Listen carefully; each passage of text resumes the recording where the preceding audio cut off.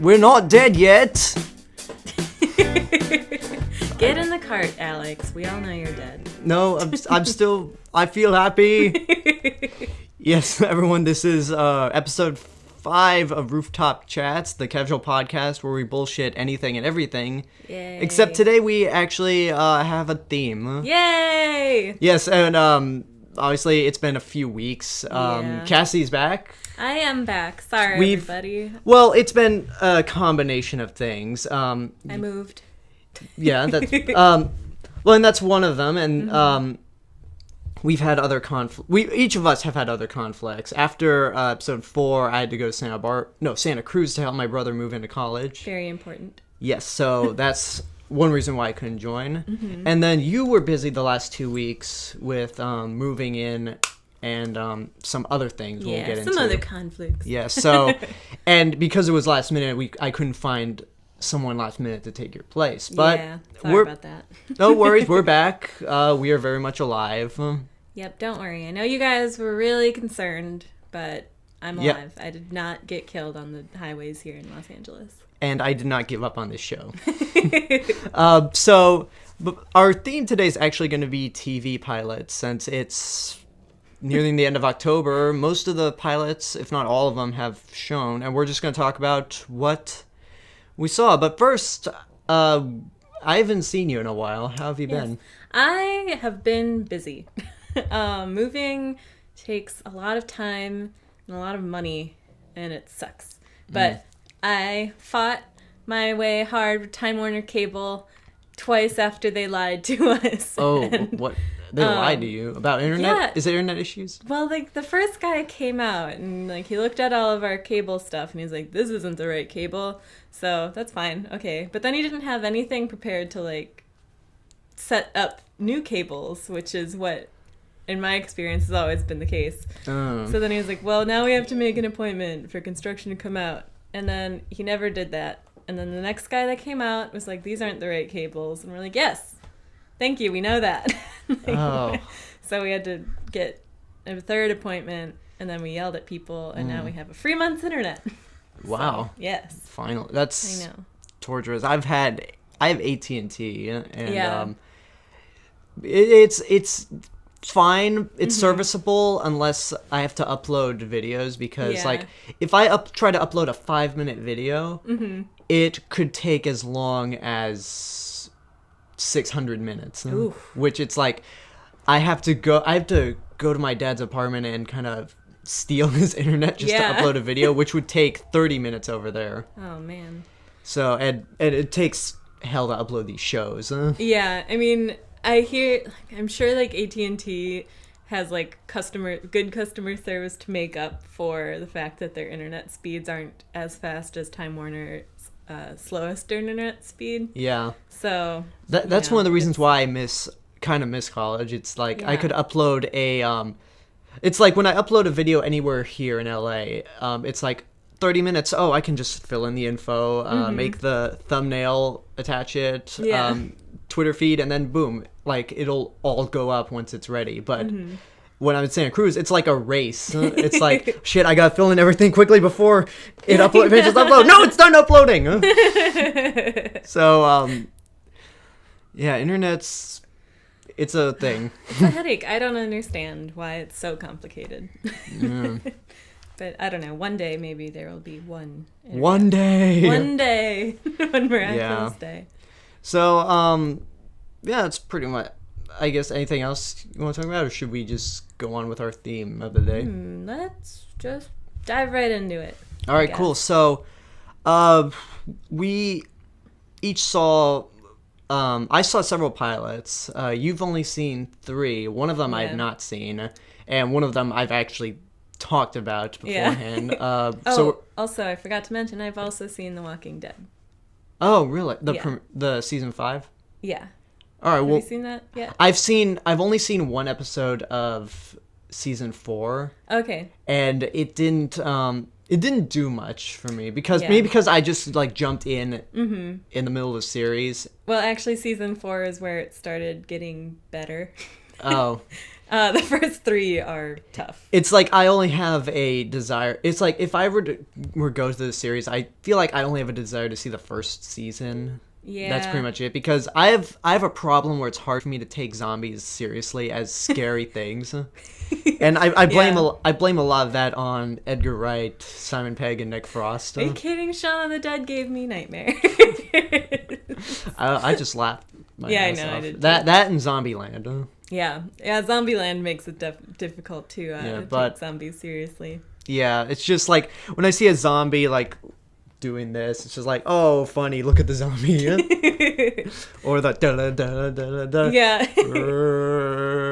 Yeah, I know. Well, I was watching the original Dawn of the Dead this week. I mean, the George Romero one. Yeah, the George Romero one, and like, you know, the zombies in there are slow. Yeah. And there's one scene in the beginning where they're moving very slowly, and one of the guys has to just shoot him, but he's taking his time, and then he tries to shoot him, but his gun jams. And so the slow zombie's like getting closer, and then 2 other zombies come out, and like the other guys in the room with him can't shoot the one attacking this guy because they're all being attacked. And so just kind of like showing that slow zombies aren't scary when it's just like one. True. But they're scarier in bigger numbers, and if shit happens. Yeah. I was just trying to hold a hide in. Yeah. But yeah, so let's get back to Gotham. Yes, I've mentioned my distaste for it, as it makes it very harder for people to see me as like prejudiced against DC, which I'm not. Yeah. That's a whole conversation I get into some other time. But what did you think of Gotham? It was so bad. I'm actually so happy to hear you say that. Yeah, I know. It was just watching it. I mean, from the previews, I could tell that I wasn't really going to like the show, just from what they were trying to do with it, and just seeing that they weren't going to do it well, I guess. Because Batman, I love Batman. He is my favorite superhero. And he can be gritty and dark, and like that universe can. Yeah. But when you cast everyone wrong, like I don't see this guy as Gordon at all, the main guy. I'm sorry, I can't remember his name. No, but I you know what? I don't recognize any of the actors except Jaden Pickett-Smith. Yeah. But I mean, Gordon is just a set character, you know? Whenever you think of Detective Gordon, you think glasses, mustache, you know, white hair. I mean, granted, this is young Gordon, but still. So you basically think of the animated Gordon. Yeah, but I mean, you know, they also like gave oh my gosh, why am I blanking on everyone's name today? In the Dark Knight series, they gave him a mustache. Oh, Gary Oldman. Yeah, Gary Oldman. They gave him a mustache and glasses. Yeah. He looked like Gordon. So it's just like kind of that persona where he's not supposed to be some uber hot guy.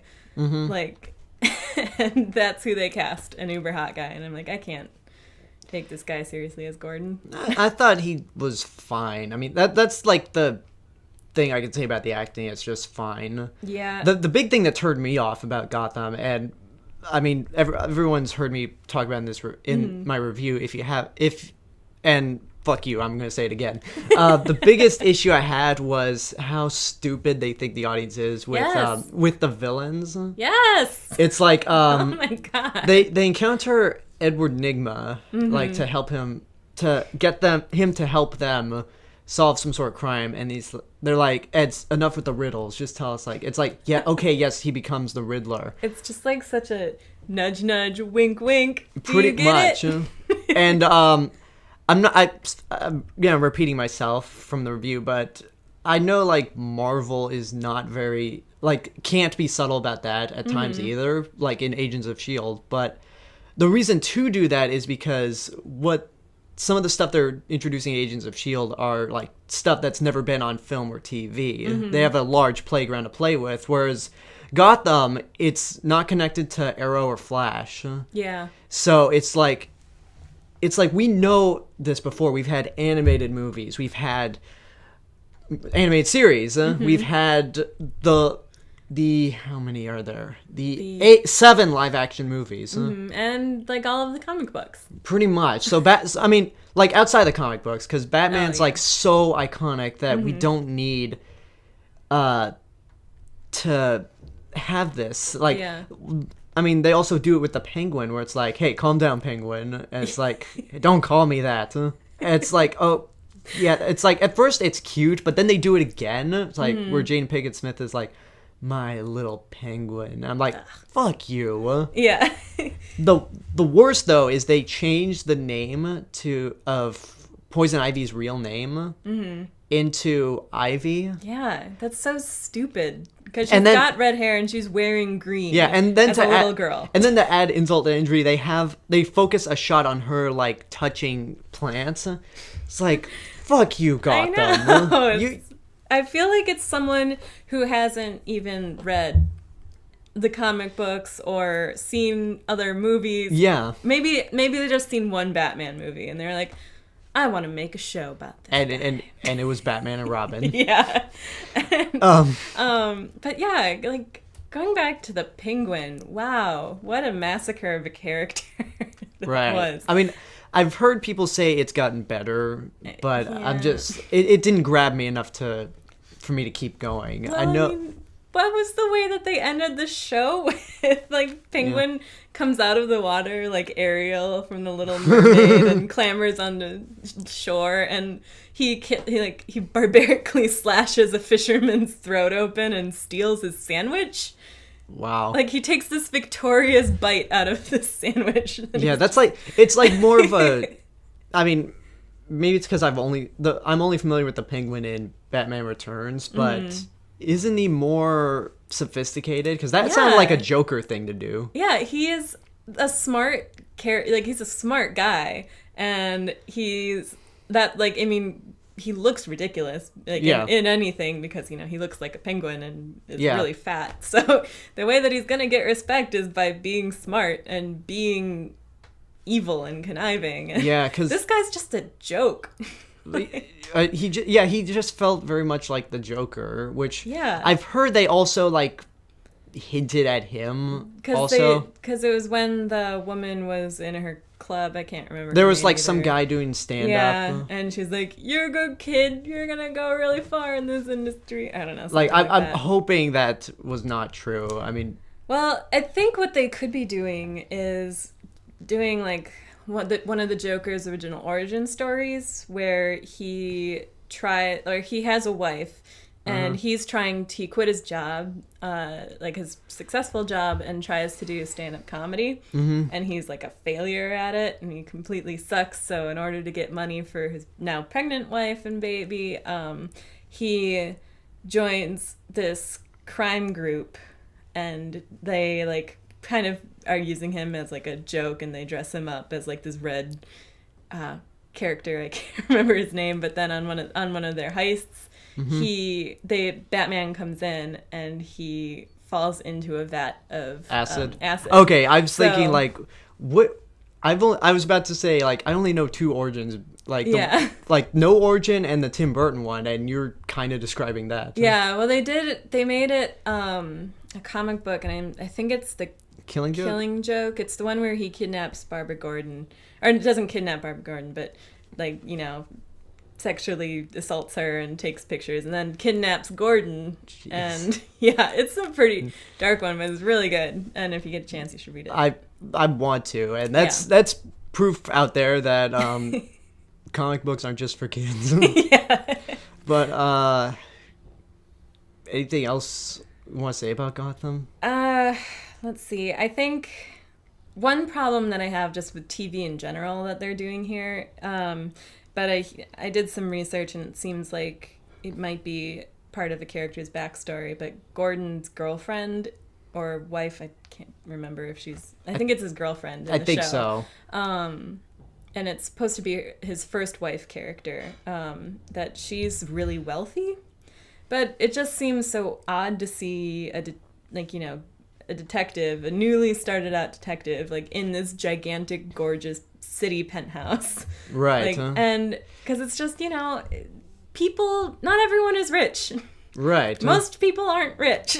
So it would be nice to see some, like, reality in the sense that, yeah, he's probably struggling financially and lives in some crappy apartment. I guess. Okay, you want to talk about reality.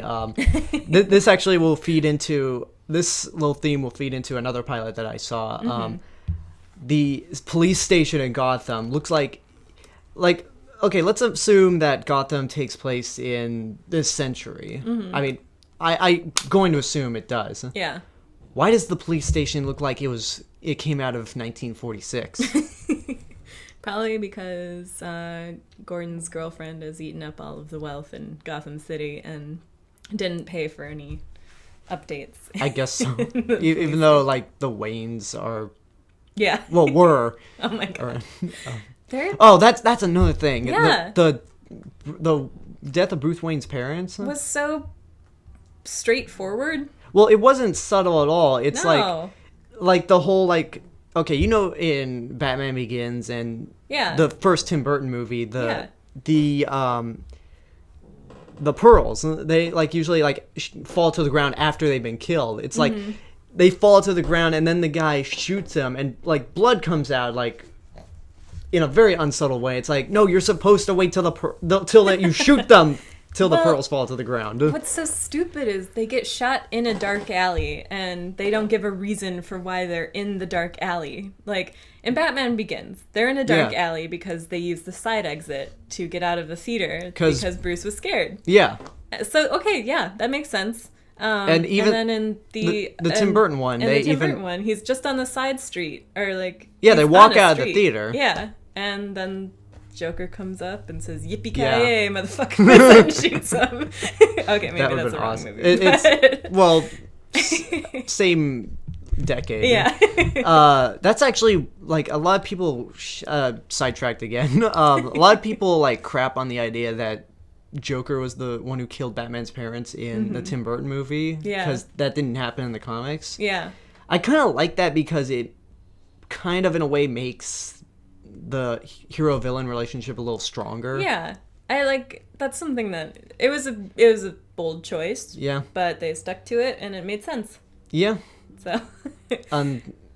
I forgot what I was going to say. Oh. But, yeah, I guess we could just wrap up Gotham. Oh, wait, no, first I have to talk about Catwoman in the series. Oh, please do. She's just, what the hell is she on? This little girl is, like, walking through the streets, like, I don't know, doing some weird acrobatic dance moves. You can't see me right now, but I'm moving like her. Like, every time she's on a ledge, she's like, what? No. One day this will be a video show. Yeah. Yeah, I also heard, like, on the internet, there are a lot of people, like really into Catwoman in the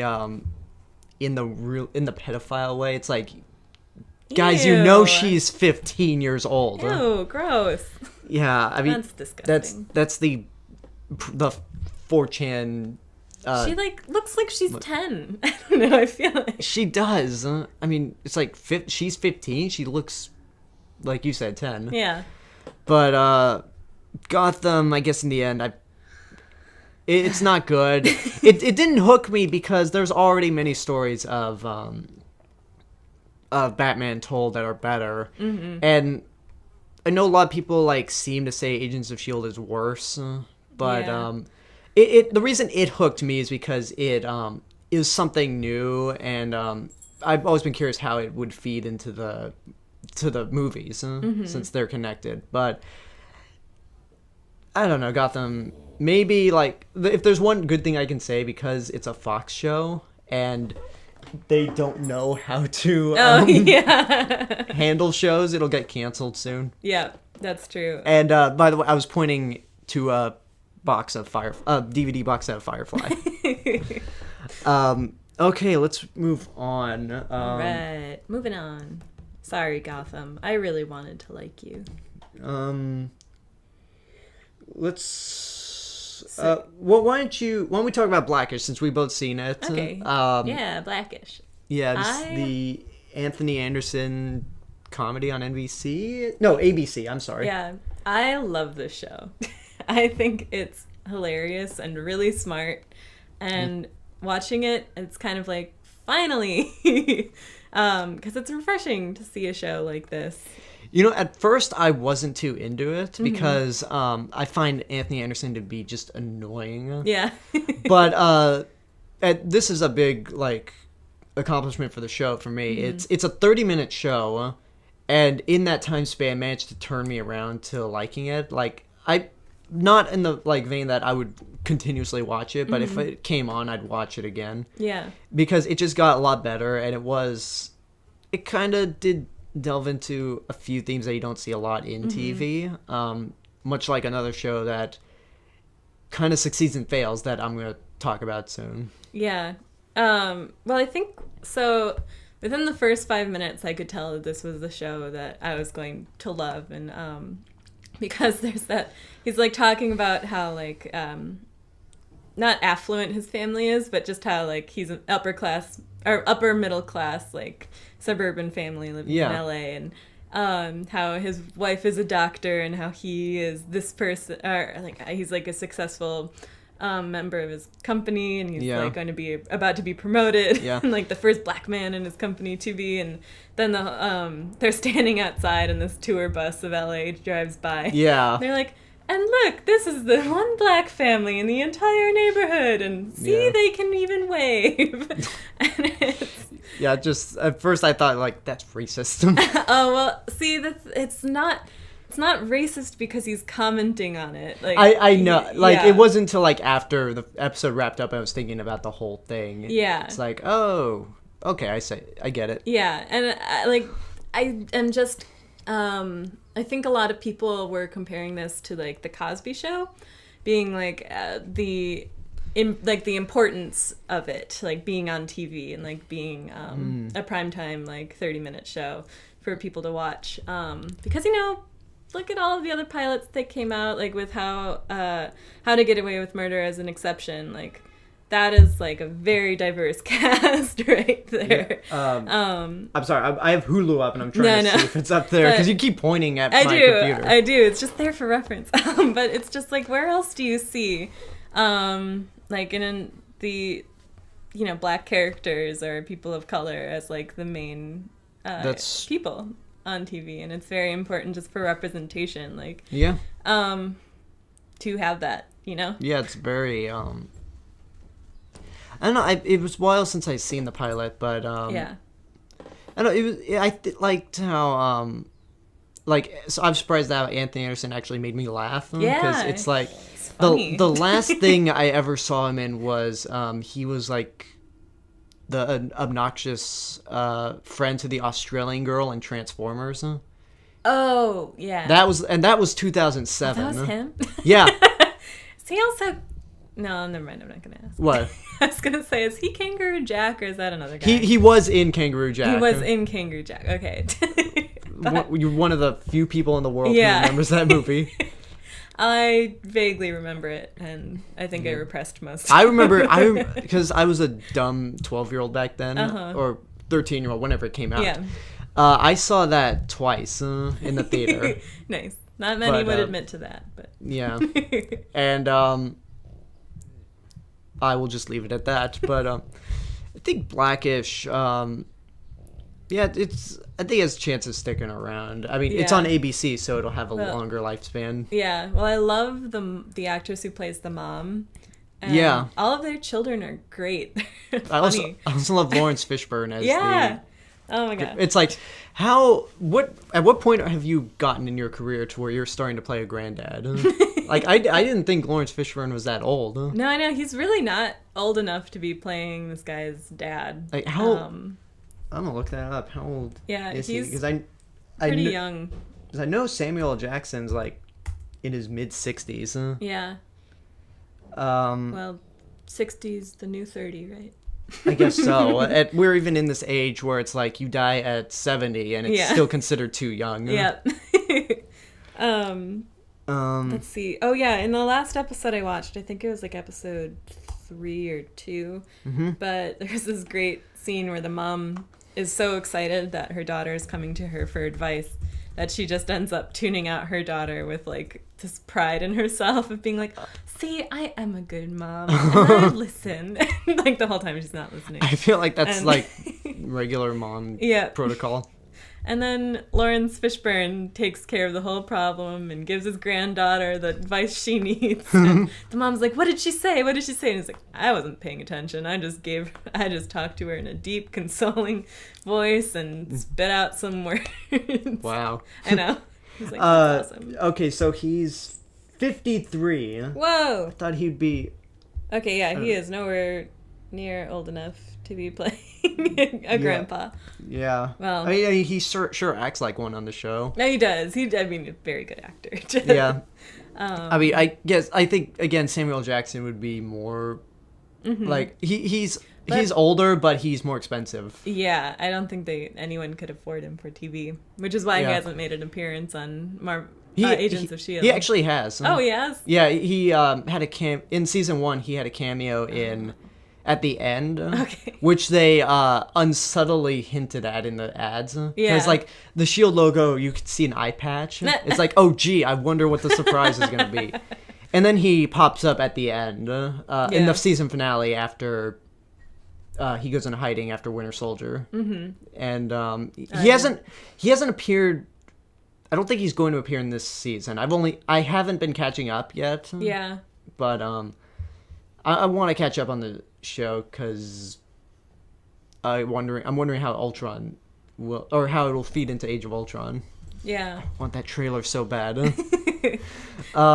Okay, I guess we can move on. Sure. Well, you've actually I want to actually get into a show that I've seen, Selfie. Now, before we start recording, you mentioned that you don't like Karen Gillan. I don't. I mean, it's nothing personal, Karen. It's just, I find you boring.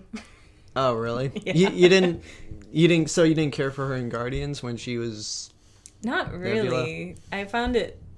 I mean, like, she was fine because her character had to be, like, straightforward and monotone, but it's like whenever she tries to play something else, like something exciting and interesting, she comes off as like unlikable for me. Right. Well, Selfie's the show that'll like make you also plays another unlikable character, right? Well, she turns basically she's an ugly American. Basically she's ugly. No, just like inside. It's like this girl who's obsessed with social media to the point where it's like she thinks she has all these like friends on Facebook, Twitter, Instagram, but in actuality, like she's socially retarded. It's like it'll be the show like people say, "What? You're crazy for not liking Karen Gillan." Like you can bring Selfie to someone and go, "See, see."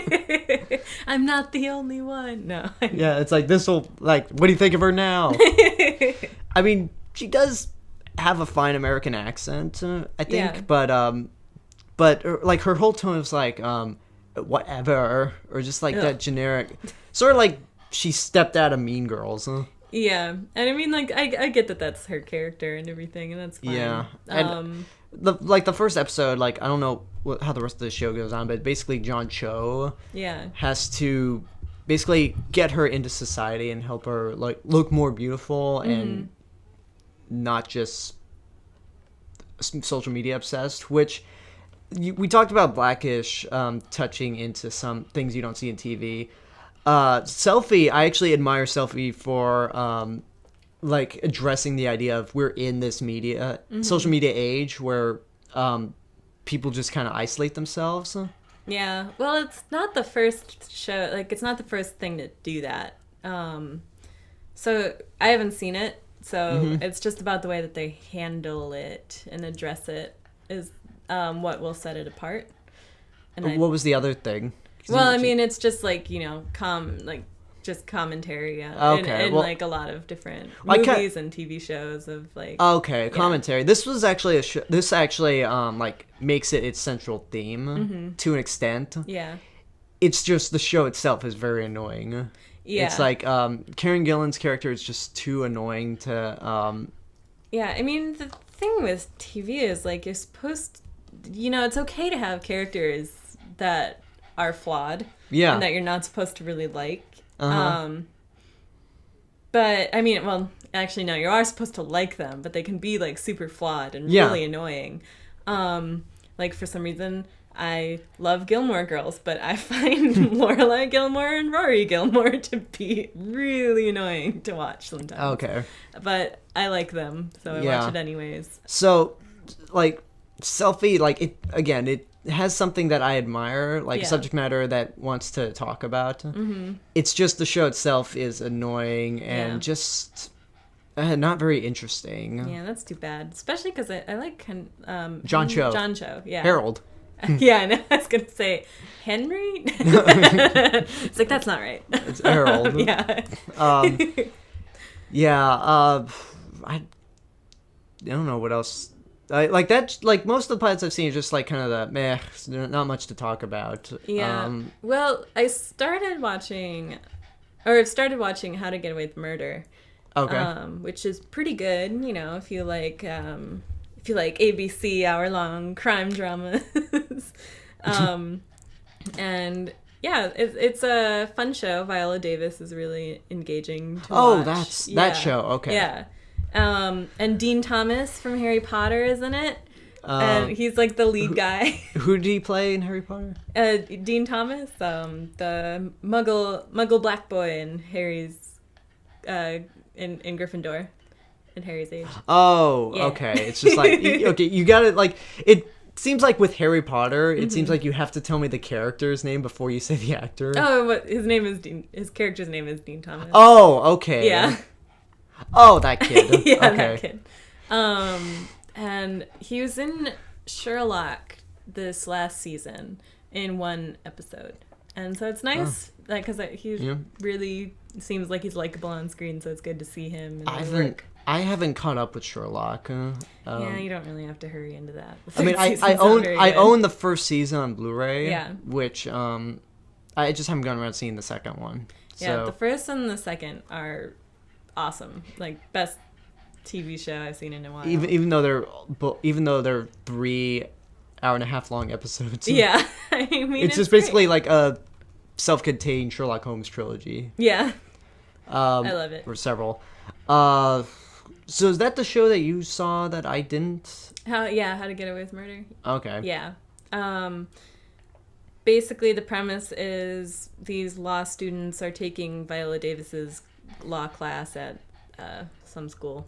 I can't remember. Maybe it's Harvard, but and she picks 4 or like 5 students to like basically help her with all of her cases because she's a tough defense attorney who like never loses a case. So she's like the best of the best, and so each episode is kind of like going through a client base, but then there's like this overlying mystery. Like you find out someone that they all know is dead, and it's like it's a time jump in the show, which is kind of weird, but interesting to see how it's going to play out. But yeah, it's fun. So if you have a bit of time on your hands, I suggest watching a little bit of it. I might check it out. Yeah, it's okay if you don't either. I'm like I start up a full-time job in 2 weeks. Oh, so, fun. So I'm not gonna have much time. Yeah. Which is why I'm gonna have to work myself hard on the weekend for my YouTube channel, including this show. Yeah. No. Which means like I have like 1 week, 2 weeks of like, I guess relaxing while doing a part-time job. So it's like I gotta build up stuff to post while I'm at work. That way there's always content around. Yeah. But that's something I can worry about later. Yeah. What's your full-time job? Sorry I didn't ask how you were doing these last few weeks. It's all right. Well, as terms of my part-time job, I almost got fired. Oh no. And here's the reason why.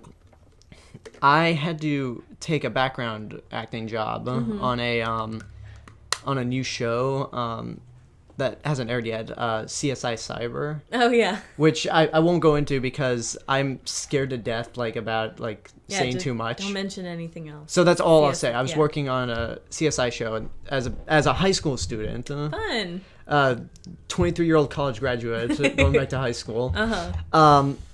Because I needed the money. Yeah. And the problem was they wanted me to take care of some things. my part-time job, but I didn't have my laptop during the breaks, and there was no Wi-Fi. So no. the next day I was kind of in trouble. Yeah. But I'm gonna like leave on like my last day is Halloween. Okay. Because that's like the last day I can actually work for them until my Yeah. part-time job starts. But so like I almost lost my job, but luckily Smooth things over. yeah, things are going out better. That's good. And so that's kind of it. And my full-time job, I'll be working as a PA in the art department for a small movie Oh, that exciting. it's gonna be like 75 days. Yeah. Like the first half of it is prep, Okay. and then like the last 35 days is the actual production. Mm-hmm. That's what I'll be working on. That's so exciting. Yeah. Congratulations. Thank you. It's gonna be rough, but I'm up for it. Yeah. What else is there? What other pilots? I want to save the Mysteries of Lauren for last because that's like I've shit to say about that literally. Uh-oh. You didn't see anything else that I mentioned, right? No, I don't believe so. Okay, well, Yeah, no. I saw Bad Teacher, which it lives up to its name. No, Bad Teacher. Bad Judge. Yes, Yeah. I'm sorry. No, that's fine. Bad. Both of which live up to their names. Yeah. Bad Judge, which like I heard awful things about that, and I saw it, and I was like, it's bad, but it's not like god awful. Like it's this judge it's like this really small judge who like kind of dresses slutty. She's an alcoholic. So it just makes you like, why is she qualified to do this? She keeps doing a lot of stupid decisions. And overall it's just not funny. No, that's yeah, that's really weird. Yeah, I don't know anything about it, but just going off of that description, it's kind of like, it just seems like it's making something, I don't know, like women in the workplace, like a comment on that doesn't. I guess be so. It's said just on TV. I guess so. It's just it ain't gonna work unless Joss Whedon has a hand in it. Yeah. Because like it's really like she manages to like get things done. Oh. It's just Oh, I know that actress. It's what's her face. Oh. Kate Walsh, I think. Okay. Yeah. Yeah, I'm actually not familiar with her. Yeah, she was on Grey's Anatomy, Private Practice, and then Fargo. Oh, that's why I haven't seen any of those shows. Yeah. But yeah, it's like she's able to get things done on the show, but like when you look at it, it's just like she seems very incapable of being a judge. I don't know, there's not much to say. It's just that like generic, it's bad, but forgettable bad. It's just so weird because it's like with these things, it sucks to say, but it's like you always have to be careful with how you go about writing your women characters. And it's like, because you want to write interesting women characters who are flawed and aren't perfect, because perfect, strong women characters are annoying. You want, like, I guess. You want real people. Yeah. And I guess you could say, like, yeah, she's a real person, but nah. she's I mean, regardless, she's like incapable and like not qualified to be a judge. So it's like so like weird. if you seem like a civil person who's qualified but has issues, then that's fine. Yeah. Like well, like make her like House, where he's a drug addict and a jerk, but he's the best. Pretty at much. his job. I mean, it's like and I came up with this like metaphor off the top of my head just now. Yeah. People want to see someone like in terms of women characters, I feel like people want to see someone more like Buffy, who's good at what she does, but in the end there will be issues that keep her from being like this invincible woman. We don't want to see characters like Alice from the Resident Evil movies, where it's like monotone, like tough, like super tough to the point where it's just like whatever. Yeah, well, I mean, like, you don't want the standard, like, strong woman, like, character, like, because then you'll just end up with a bunch of Katnisses. Yeah. It's so boring. I mean, yeah, it's like, I mean, even Ripley to an extent. Ripley, like, is a prime example of that, of the good, like, view. Like, the reason she becomes all tough is, to try, because she's terrified of these aliens and wants to kill them all. Yeah. To, like, end the nightmares. Mm-hmm.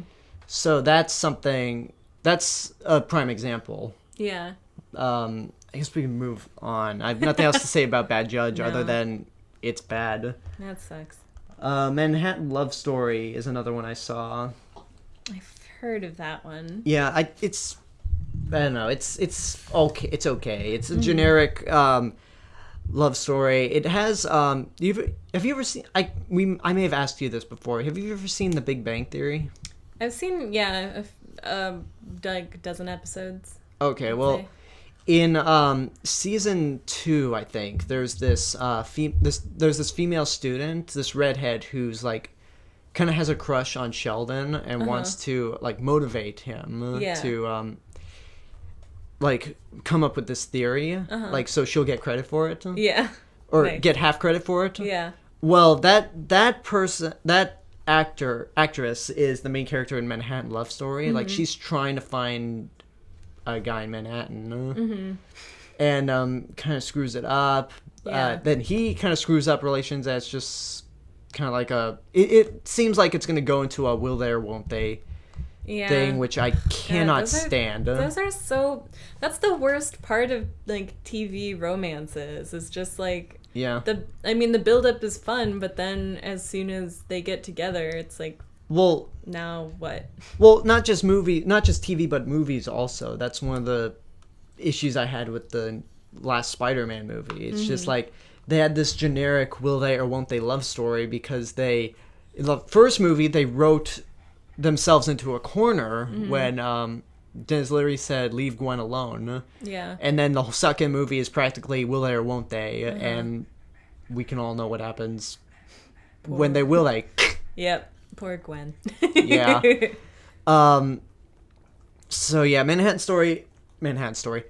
Story. It's okay. Just nothing worth mentioning. Okay. Speaking of Gwen, I gotta. I record another podcast usually on Sundays, but since we're doing this now, I'm gonna have to call in and say I can't make it. Okay. Sorry. No, it's no worries. It's I mean, I can just do it some other time. Okay. Because I've been on it too much, which not a bad thing at all. People are getting sick of you. No, just kidding. Although it's basically the podcast I do, it could have improvements. Basically, not going to go into detail because I don't want to get fired. Yeah, from it. No, yeah, definitely. But regardless, I enjoy doing it. Just could use some updates. Okay.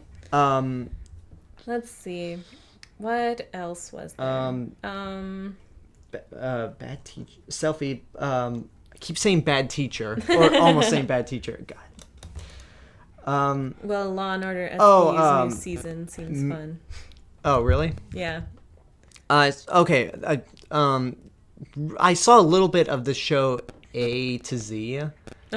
Which like the main character was the first wife in Wolf of Wall Street. Okay, yeah. And the mother in How I Met Your Mother. Oops. I'm not gonna ask why. Yeah. But I'll just get around to seeing it whenever I do. Oh. So Look, if it's been on the internet for how long? I don't know. 6 months. Feel like so. Then it's open game. For but accidental spoilers. the only clip I've ever seen of How I Met Your Mother is one of the characters is like with a girl who's never seen Star Wars, and Jason Segel's like, she's never seen Star Wars? The only people who have never seen Star Wars, Ted, are the people who have lived in Star Wars. That's because they've lived the Star Wars. They've lived the Star Wars, Ted. Look, if she doesn't like it, it's gonna be fine. Dun, dun. Okay, if Stella doesn't like this movie, I can't marry her. No, you can't. You want to watch it again? Yes, I do. That's like my favorite line from How I Met Your Mother. Like, the entire show is because they lived the Star Wars. Oh, and I also know the Neil Patrick Harris Suit song. And that's because there's been like Iron Man parodies of it. Because Kobe Smulders is in How I Met Your Mother and the Marvel movies. Yeah. Awesome. But anyway, back to A and Z. I can't really say much about it. It seems it's a little better than something like Manhattan Love Story, but it has one of those moments that I hate in movies and TV where you have two characters talking about something, and then two other characters come in and tell one of the characters something that he or she doesn't want that other character to find out. And it's just like, stop it. It's just like, it's like so awkward to watch that it's just like uncomfortable. Yeah. It's just like, ugh. What's the show about? I've only seen a little bit of the pilot, but I think it's a generic NBC like 30-minute. Is it a 30-minute comedy? It's a 30-minute one, yeah. Okay. Okay, Wikipedia is not being cooperative with me. Let's see. That's all right. I don't need to know. Okay. I'll just look it up later. Yeah, I've only seen a little bit of it, so it's not much to say. Yeah. What I've seen a full episode of is Marry Me, which I think is the best of the pilots that I've seen. Yeah. It's basically it has one of the actresses from Happy Endings, the brunette. I can't remember her name, but she was the stupid friend in Gone Girl. Oh, yeah. So basically it's her and her boyfriend like trying to propose to each other, but things keep happening to like screw things up. It's enjoyable because the cast is good. Like the main actress has like two gay dads. One of them is Tim Meadows. Oh yeah. And then the main guy has like his mom whose father died. So I mean, not much to say. I mean, a lot of these NBC shows kind of blend together. Yeah. To me, it's better. It's the best one out of all of them so far, but not much to say out of like it's just a NBC comedy show. I know I said this before, like off recording, but like my one concern about shows like that where the title is, a certain action. Yeah, and it's like you know that the whole show will build up to that point.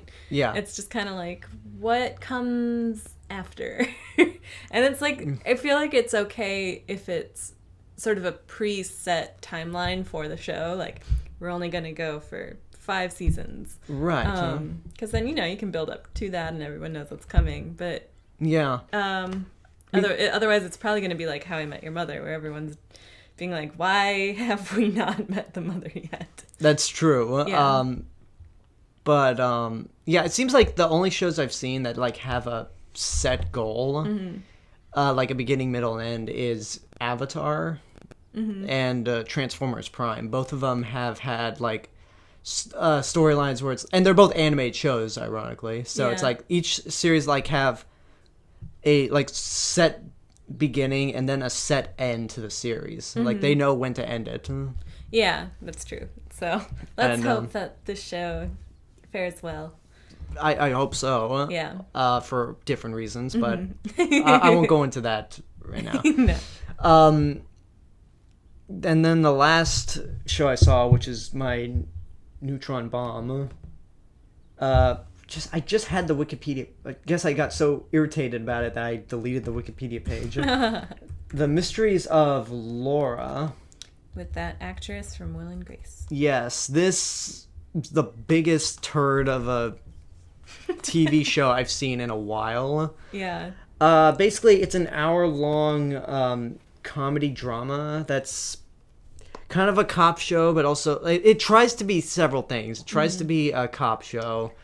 tries to be a comedy show, and it's like it doesn't know what it wants to be, and it's just unspeakably bad. Oh man, that's too bad. And it also has, we're going back to Gotham, it has that generic 1940s police station. Yeah. Where it just looks like it was ripped straight out of the 1940s. I was watching it with someone who was like, okay, can we get a show where the police station does not look like it was from 1940 something? Mm-hmm. And then... well, have you ever been in a police station that was built in before the 1940s or after? Or have you been in a police station at all? No. Yeah, I haven't either. But like hours later, we saw Gone Girl, and one of the things this person said was like, "Oh, thank God, it looks like a police station from this decade." I know, it looked like just an office building. Yeah, which I think that's what they look like. I haven't been to jail, so I don't. Oh, you know what? There was actually a situation involving a car accident where I did have to. It was 5 years ago, so it's all good. Where I did have to go to a police station that's not far from here, and it does look like just an office. Yeah, well, I guess like what I could say, at least if the show is set in New York, because Law & Order SVU looks like a very nice old historic building too. Mm-hmm. But that's set in New York, where the architecture is all pretty old. Right. So I guess that just makes sense, where they couldn't like gut the whole place and make it look like a cubicle. Yeah, I guess it's just a little irritating that every series or most series have to have a police station that looks like historic. Not only that, but they have the convicts like cells like right next to the desks. Oh yeah. So like like in Gotham they do that. I know. That was hilarious. Yeah, but back to Mysteries of Lorne. Mm-hmm. I mean, it's just like basically, and I'm reading this straight from Wikipedia. Mm-hmm. The series follows the life of Laura Diamond, a homicide detective with the New York Police Department, who balances her day job with her off-duty hours as a single mom to 2 sons while trying to get her soon-to-be ex-husband to sign the divorce papers. And basically, it's like when she's trying to be a single mom, that's when I get really irritated. Like, because the generic cop stuff is just like, eh.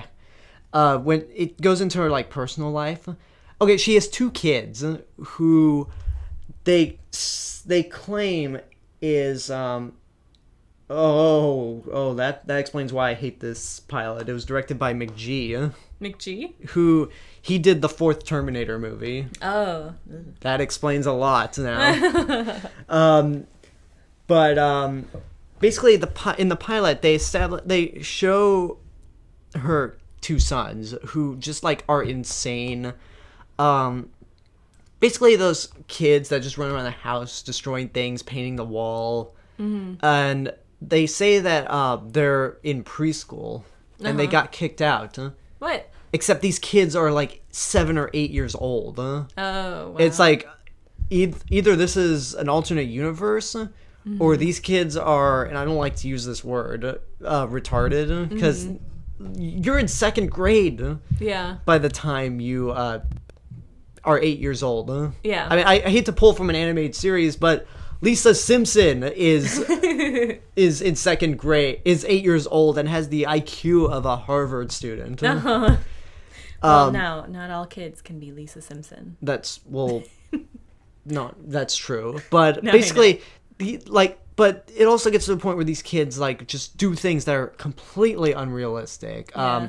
There's a point where where the main character and her ex-husband, soon-to-be ex-husband, try to find a preschool for these 8-year-old sons. Yeah. They're walking through Central Park talking, and then just out of nowhere, it cuts to them, and this woman is like, "Hey, can you get your boys to stop peeing on each other?" Ew. It's like, yeah, not only that, but it's like, you just, like, the show goes to the, like, length of where it's so stupid that it's insulting. Like, yeah, that's trying to grab laughs, not even trying. Is, and it's like, even if they were, like, 5 years old, no no two 5-year-old brothers are that stupid to want to pee on each other in Central Park.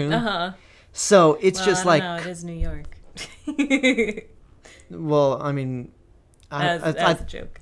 I guess so. I think because I record the Florida show, my Florida podcast, it would make more sense if it were in Florida, but in New York, it's just like, these kids are just, they look too old to be in preschool and too normal to actually want to pee on themselves. And then the acting is abysmal. The guy who plays the ex-husband is like one of the worst actors I've seen on TV in a long time. Ouch. Like, he's very stone cold.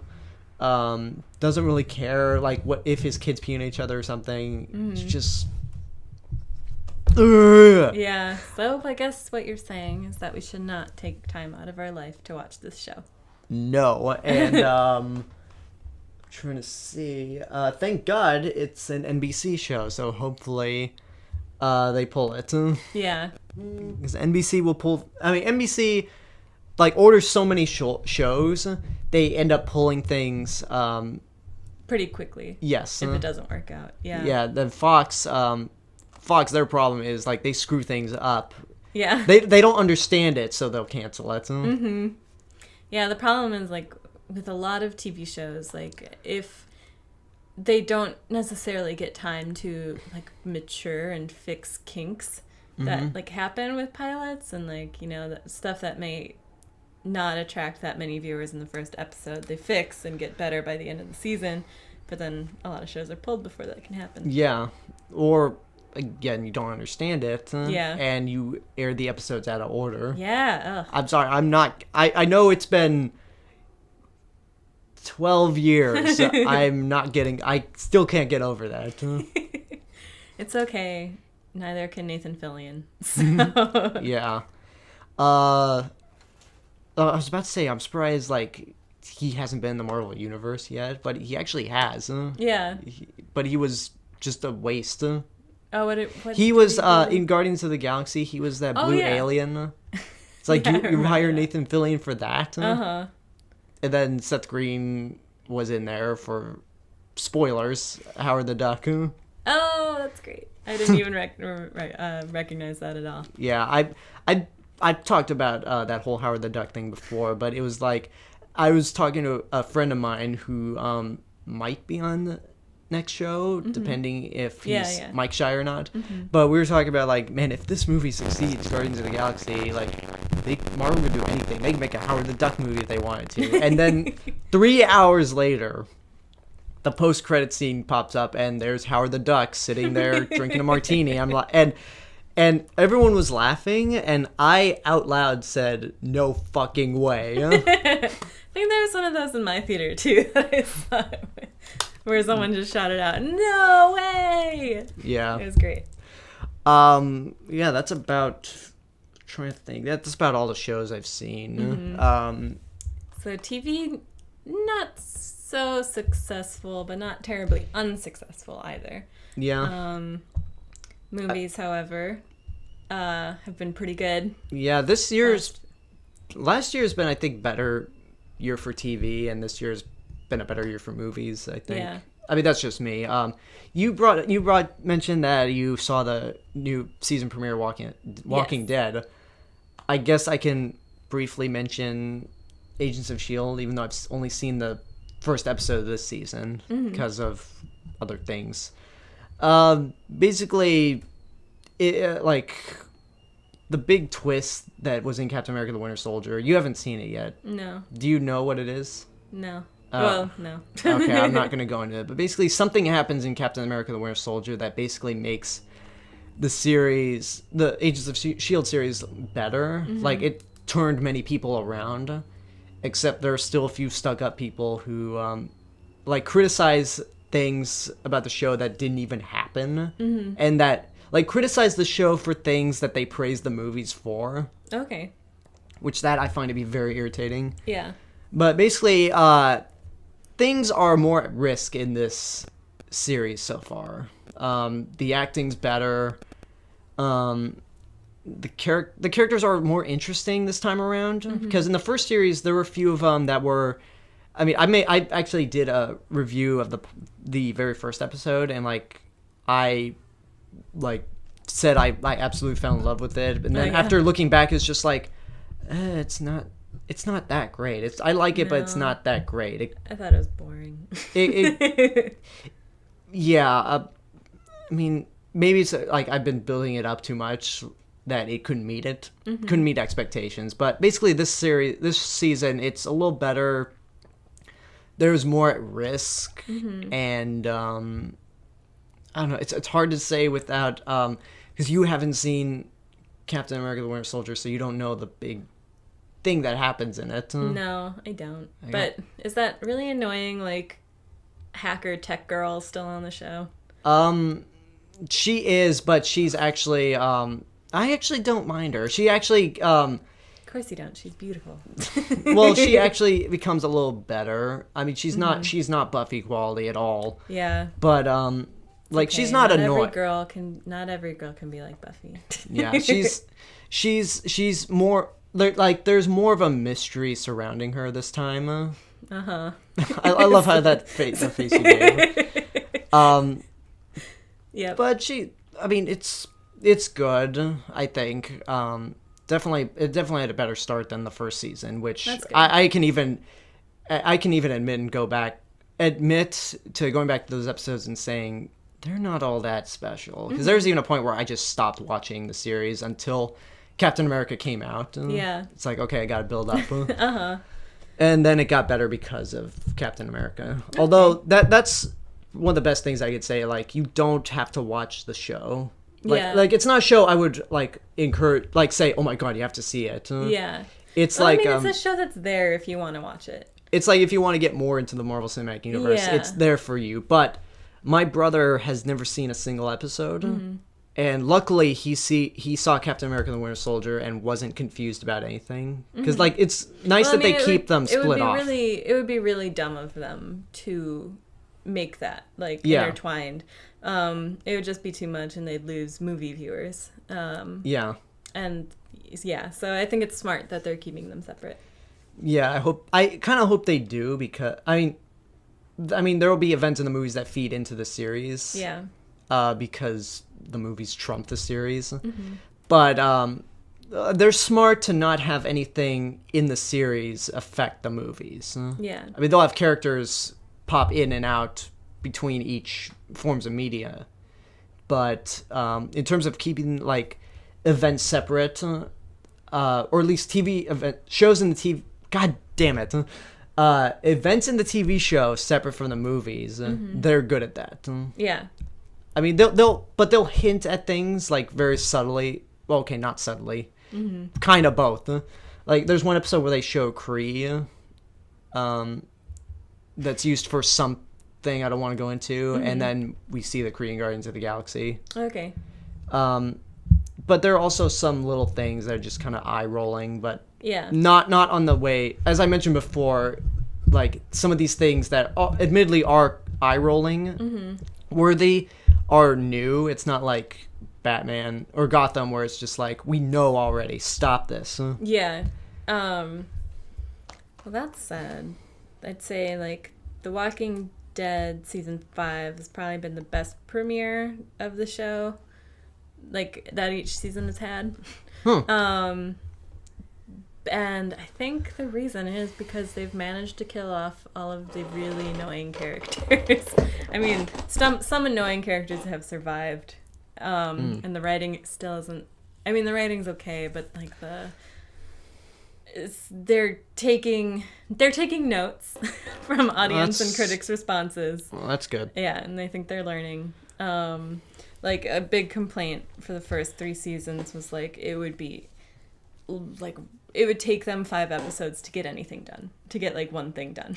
Really? Yeah, and it was just wow. In these episodes, nothing would happen until the last like 3 minutes. And these are hour long. Yeah, they're hour-long shows, and it's Jeez. so you're sitting there and you're bored, and you're like, what are they talking about? I mean, it's I had that problem with Game of Thrones. Yeah. As good as a show as it is, there are just some episodes that are just so fucking boring. It's just, I can't comment on that yet. and plus I have I have the same problem I do with Lord of the Rings, where I kind of have to keep track of who's who. Oh, really? It's like I always have to like have a chart on like who's who.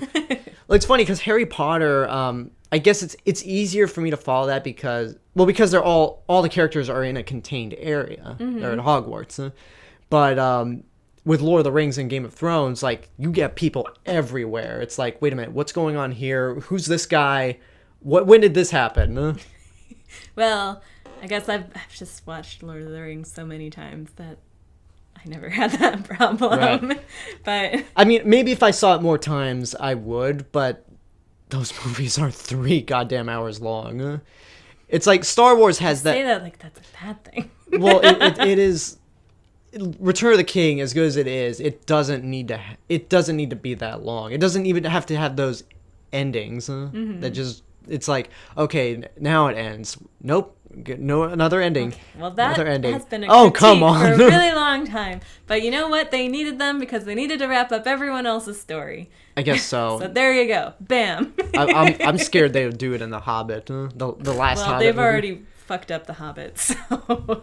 I like them, but they're not. God. They're not great. I'm still waiting for that. I've taken a nap in each one. I'm still waiting. I mean, as much as I enjoy them, I'm still waiting for that fan cut.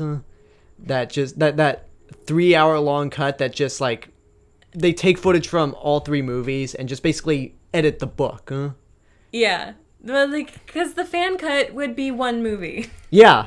It would just be one 3-hour movie. Yeah, that's. It doesn't need to be 3-hour movies. I know. I'm actually more excited for that than the last movie. Yeah, that's true. Okay, I have that to look forward to. Yeah. I just remember when that announcement came out, because I got sad when he said it was going to be 2 movies, and I was like, really?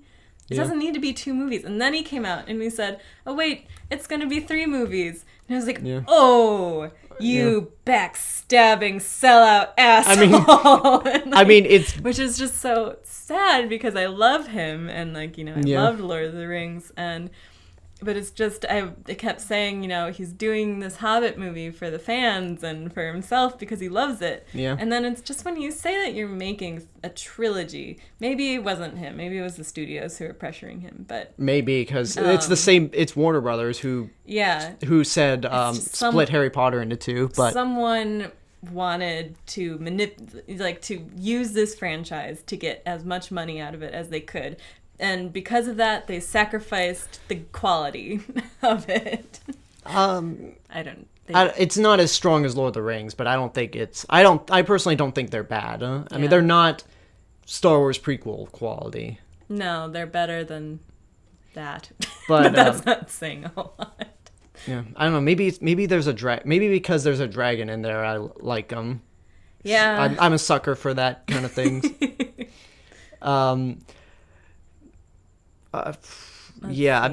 I want the which one thing I will give whoever's making Maze Runner. They made the announcement that the final book will not be split into 2 movies. It's like, thank God someone's learning, because is it a 3-book series though? I have no idea. Okay. Because I know we all know Harry Potter did it and that worked. The first movie, it's like, I don't think this is gonna work. It didn't work for me. It didn't? No, and I'm disappointed too now because David Yates, the director of 5, 6, 7, and 8, is on board to direct the first of the Fantastical Beasts and Where to Find Them movies. Yeah. And I hate his directing style. Really? So boring. And it's who out of the directors do you prefer? I mean, hands down, Alfonso Cuarón is the best director of the series, and I don't care which one of you fuckers says differently, because I'm right. I will give you that. Yeah. I mean, like, for me, the toss-up for favorite Harry Potter movie is Prisoner of Azkaban and Deathly Hallows Part 2. Mm-hmm. I think maybe more Azkaban because it has things that separate it from the other movies. Yeah. Well, like, the thing is Alfonso Cuarón, like, he saw the source material and he said, I know that we're going a little long and I can go on for hours about Harry Potter, but he saw the source material and he took what he needed to and then he changed it in a way that worked really well, and he kept it visually interesting, and he got performances, not necessarily the best from the actors, but he got them to act. Well, whereas like with David Yates, they're all talking like this, and when they get mad at each other, they just say, "Oh, bloody hell, what are you doing here? Oh, I don't know. Are we cool? Yeah, we're cool." I still think it's a little better than Chris Columbus, honestly. Oh, well, I mean... But they are kids, so, like... Yeah, I mean, that's what you're gonna get, whereas, like, with David Yates, he's working with all adults in this movie. And it's like, act! Give emotion! I don't know. I still think, for Harry Potter, it kind of worked. I think it worked in the end. I mean, then you got Twilight, which... The first part of Breaking Dawn was apparently... 2/3 of the book, which was more than half. And then apparently it just ultimately didn't work, even though the last movie was said to be the best of the series, which is the only one I have not seen. I just saw that, like, I just decided to watch that battle on YouTube, and it's just like, it's pretty shitty. Yeah, I mean, really, okay, Twilight, my friends in high school, friends that I trusted up until this point, had been reading Twilight. And I didn't know anything about it. And they were like, oh, you would really love this book. It's so good. It's like the best book I've read. And here, like, and so I borrowed it from a friend of mine. And I spent the whole day reading it because I took these people's opinions very highly and I like trusted them. And I got to the end of the book and I'm like, what? What is this bullshit? The only thing that happened was they went to prom and she's boring and Edward is weird and his vampire family is all sparkly and nothing happens and it's romance and I'm like, this should be sold on Walgreens bookshelves. And instead it's being sold as a bestseller across America. Why? I don't know. It's a piece of garbage. It could have been redeemed if at the end of the first movie Buffy came out of nowhere. Yes. Buffy would have. It seems like Buffy just seems to be a recurring theme in this show. I mean, really, the whole thing is Buffy's she was the best character ever. So. I mean, that was the thumbnail for our first episode. It seems like she keeps popping up. Yep. Series, and then I'm nervous about what they're doing. That they're doing it for Hunger Games. Splitting the movie into two. I've been told that like Mockingjay. Yeah, I had to check because I had the books right there. I've been told Mockingjay, like, the book rushes through things. Because all the books are the same length. And Mockingjay apparently rushes through things. So some people said, well, it's probably smart that they're splitting it into two in this case. Except you ended Catching Fire kind of the way Empire Strikes Back ends. Where it's like, you are gearing up for this, like, big final thing in the end that's gonna be split into two. It's just like, come on. Like, whatever happened to the whole, like, because The Hunger Games is, like, perfect for just, like, a beginning, a middle, and an end film series. Trilogy, and you have to prolong it even more. I think this is a problem that Lionsgate and Summit are doing because they did it with Twilight. Yeah. They're doing it with Mockingjay. They're just doing Hunger it for Games. money. They don't give a shit about the and now source material. And then at they're all. doing it with Divergent, which I never saw Divergent. YA books over there are just shitty. Yeah. I mean, I have only heard the premise. I guess I can't actually say it. I take that back because I've only read The Hunger Games and the first book of Twilight. But, you know, with Maze Runner and Divergent, from what I've heard, they just don't sound that interesting. And I don't understand why actually, I suppose compared to the books that I read when I was 12, they are better. But I don't like like some really stupid witch series, but it's not like anyone made those into movies. Well, I wouldn't have wanted them to. And plus, you're younger, which, like, when you're younger, you haven't developed that taste for quality yet. I really liked some garbage back in the day. Yeah. But they didn't make this garbage into, like, huge blockbuster films, you know? That's true. Like, whatever was garbage back in the day was, like, an original thought. Like, now we got... Well, okay, Twilight's done, thank God. But we have all these, like, post-apocalyptic, like, teen heroes rising up and leading rebellions against the man. And, you know, that's cool. But... I mean, like, you have bullshit like Transformers and Teenage Mutant Ninja Turtles, which, for all the shit, like, there are too many superhero movies out there, it's like, we give too much attention to them. That's why you think there's so many. It's like... But at least some of them are of quality. Yeah. Transformers, like, it's the highest grossing movie of the fucking year. And it's an absolute piece of shit. And Whereas, sadly, sorry, I'm going to pause. Birdman, which is probably the best movie I've seen in 5 years. You know, just as far as storytelling and progressiveness and awesomeness in everything. Like, I didn't really find one flaw in this movie. Maybe that's speaking too highly of it, but I don't care. Is probably not going to do very well in theaters. I mean, it'll do fine, but not huge, and people are going to be like, what's Birdman? Well, it's like, there are two different animals, first of all. No, like, I know. But it's just sad that this is the way it is. Yeah. Boyhood is my favorite movie of the year so far, still. Yeah. But, that's a conversation for the end of the year. Yes. Anyway, we just went on. This is our longest episode. We just went on like we finished the pilots. What motivated us to keep going on? I don't know. Our love for trash talking series. I guess. I forget how we got into this. We have to go do some listening to the whole series once I go and edit this show to see, how did we get here again? Oh, that's how. But, and by then you'll be very sick of my voice and your voice. And no. Then it'll happen all over again next week. It'll be fine. Yeah. Everything's good.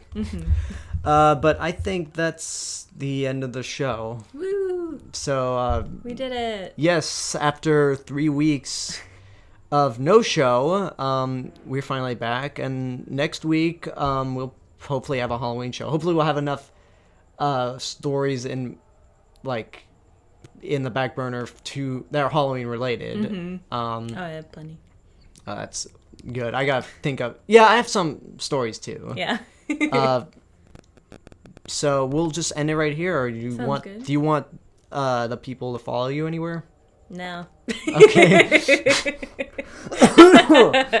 I've kind of failed at social media recently. So. No internet, but I know.